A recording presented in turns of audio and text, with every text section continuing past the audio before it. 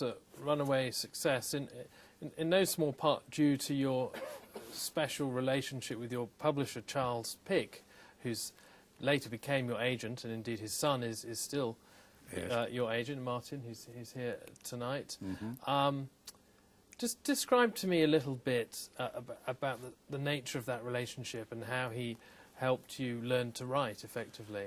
Well, it started slowly because when he accepted the book, he accepted it without having seen my face. And he accepted it within 10 days of me delivering it. And then when I came across to the UK for the very first time, that was in 1964. I'd never been to the UK before. And immediately we hit it off. And he was a man who, with a vast, absolutely encyclopedic knowledge of publishing and writing and the schools of writing. And I used to go down to Linford at his invitation and spend time there. We'd walk on the downs, and he set targets for me. He explained to me what I had to do to become a full-time writer. And we talked about the technique of writing books. And I said to him, I remember saying to him, Charles, what am I going to write next? Give me an idea. And he said, the ideas are yours. Never ask other people what you should write. And he went on to say that do not try to guess what other people want to read, because you'll never get it right. Write what you see, what you feel.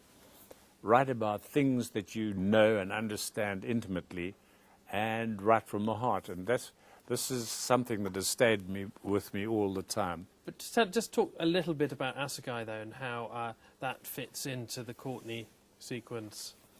The Courtney family has spread out, and their chronology is sort of uncertain, to say the least, about it. And I would not like to fit it all together like a jigsaw puzzle.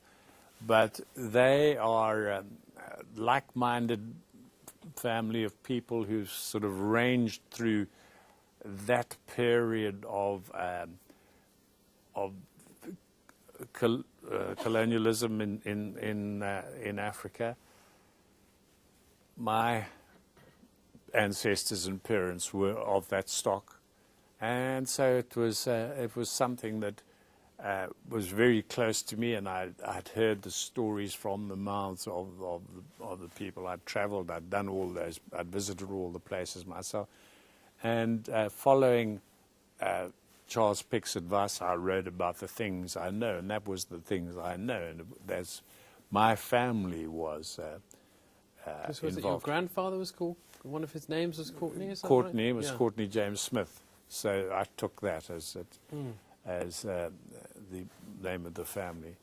Tell us a little about some of the places in Africa that you visited that have really, you've thought, goodness, I've got to get this place into a book. Well, as I think everybody knows, Africa is just a world of its own. You you go from the eternal snows of Kilimanjaro in Kenya down to the burning sands of the Sahara and the Kalahari. You got a coastline that's, apart from Australia, one of the longest in the world. And you've got everything in between, the rainforest, the savanna, and all of that.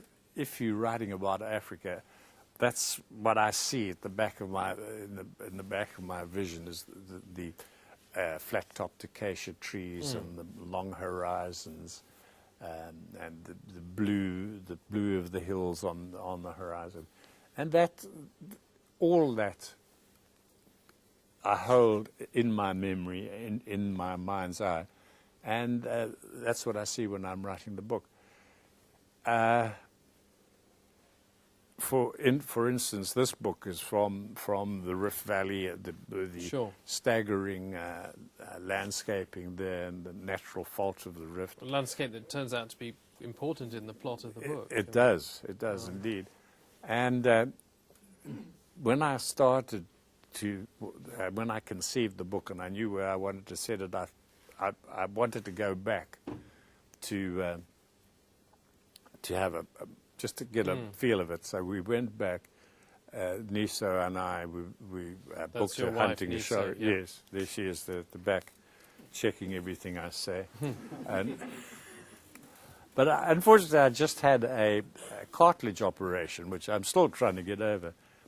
And we walked up Lisimangora, the mountain that became Lonsonio in this book. And we were in the rainforest there, on top, up at almost 10,000 feet.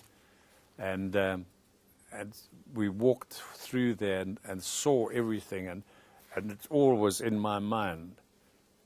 The things I was looking for were all in that one place. So that will be one of forever, deeply imprinted on my memory, that particular mountain. Ladies and gentlemen, thank you very much. It's been a pleasure for me and a great honour for all of us, I hope, to talk with Wilbur Smith. Thank you, Wilbur. Thanks very much, Giles. Thank you. Thank you very much.